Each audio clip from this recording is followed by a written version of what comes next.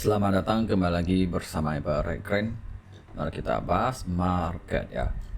Harga emas penutupannya di 2071 dan dalam sejarah bahwa emas penutupannya di atas 2071 ya, ini pertama kali ya. Dia bisa lihat daily, kali bisa lihat ya. Gak ada yang bisa menutup di situ baru kali ini ya.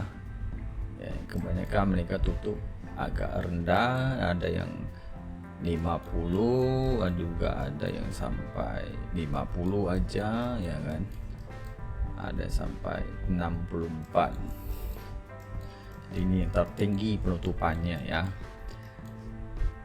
Dan juga Manli juga pertama kali penutupannya juga tinggi untuk Manlinya, kemarin sempat penutupan 2035 ya, makanya dia sudah lebih, ternyata dia continue ya.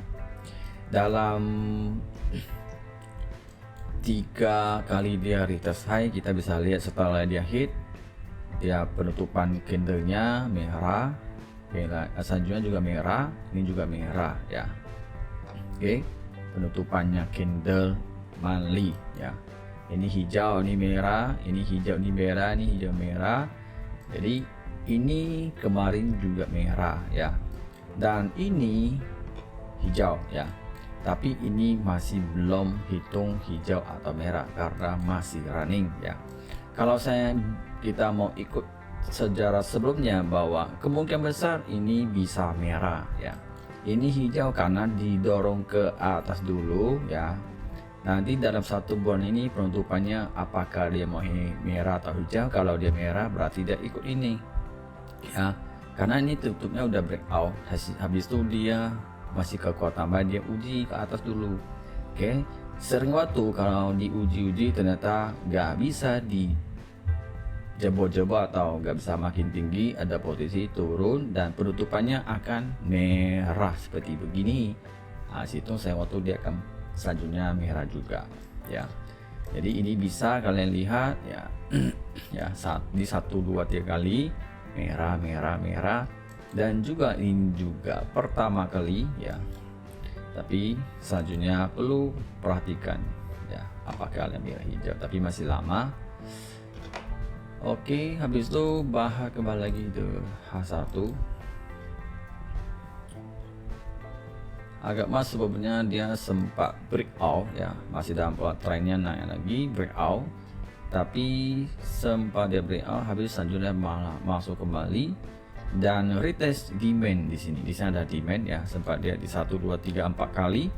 4 kali tetap retest demand, tidak bisa dijebol-jebol, pada akhirnya gantian untuk buy-nya masuk, langsung di breakout, langsung di retest resistannya. Setelah retest selanjutnya ada news ya, ternyata news ini membuat emas naik tinggi ya, karena newsnya negatif ya.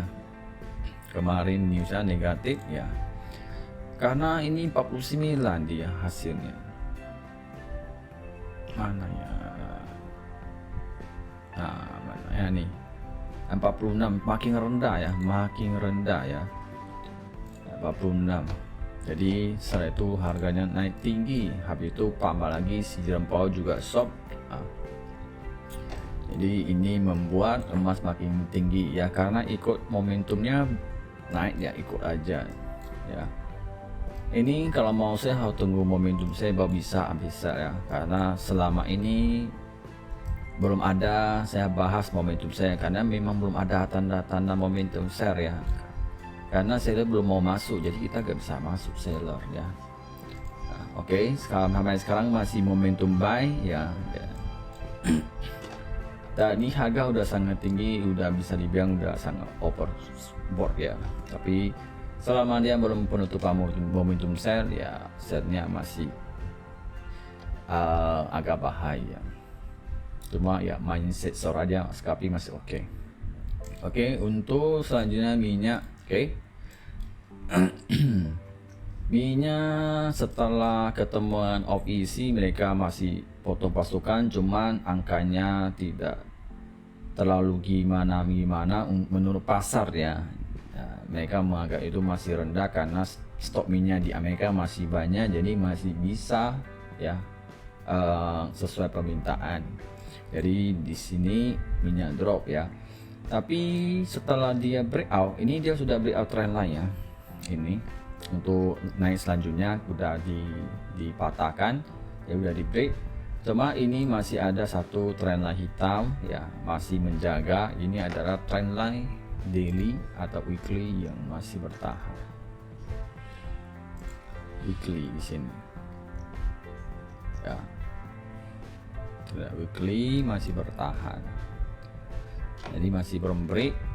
Dan ini walaupun kalau minggu depannya dia sentuh 72 itu boleh buy masuk ya. Jadi walaupun dia turun naik itu TP buy ya. Ini lebih low ini tapi lebih tipis ya. Kalau dia lebih low jadi bisa ambil buy lagi ya. Kalau udah harga sangat murah ya saya lebih cari buy. Kekuatan buy-nya sudah habis selesai, jadi sekarang dia penutupannya momentum sell ya. Semalam tutupnya seller udah duduk ya, jadi momentum sell. Kalau mau sell ya tunggu dia ke atas baru jadi sell ya, karena ini masih uji support, takutnya belum bisa dijebol, bisa dikoreksi ke atas lagi. Habis itu untuk Nasdaq. Oke, Nasdaq penutupannya momentum sell ya. Jadi kelihatannya Nasdaq ini penutupannya nggak gitu kayak sebelumnya, jadi udah mulai ya agak jenuh ya, udah mulai seller udah mulai masuk sering waktu ya. Nanti semakin kuat dia, kalau lanjut bisa makin turun ya. Tapi berdasarkan trendline ini masih belum lihat namanya downtrend, belum ya. Kalau untuk penutupan udah kekuatan sell yang masuk ya, cuman trendline belum ada kelihatan downtrend. Dan di H1 ini masih mencoba mau uji ke atas lagi ya, walaupun tutup momentum sell dia mau uji ke atas lagi ya, masih ada kesempatan. Jadi apakah dia akan terjadi namanya head and shoulder seperti begini ya. Kalau di sini dia gagal, dia bisa lanjut turun lagi, baru kelihatan namanya downtrend ya di situ. Cuma ini masih belum lihat ya trennya ini, karena ini satu titik, saya butuh satu titik lagi. Kalau satu titik dia ada di bawah ini dan lebih low lagi ya, berarti di sini ada tanda-tanda dia ke bawah ya. Sekarang ini masih kelihatan sangat besar ya. Habis itu minyak, saya sempat lupa bahas ya, minyak akan main stabil harga berada di sini ya. Mereka main di sini, high low di sini berapa tuh. Jadi sering waktu akan pecah ya. Mau dia pecah, demandnya bisa nong ke atas lebih tinggi atau ke bawah di sini ya. Kalau 72 dia break ke bawah, bisa main lebih ke bawah, di bawah 70. Habis itu untuk Bitcoin, Bitcoin sudah mendorong ke atas ya, dibantu dengan Joe mahasiswa ya. Jadi ini kita bisa lihat pasar kripto memang lagi bagus ya, lagi bagus, jadi lebih ke sentimen positif.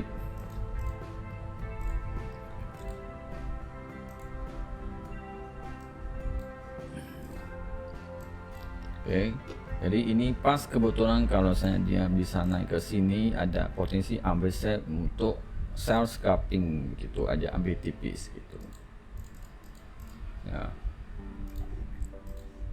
Bitcoin momentum buy ya. Memang Bitcoin, pasar kripto ini tahun 2024 ya atau 25 ini memang lagi bagus nih. Udah saatnya market bullish tinggi-tingginya nih. Tapi pun perlu hati-hati. Apalagi ya, nggak ada lagi newsnya pun.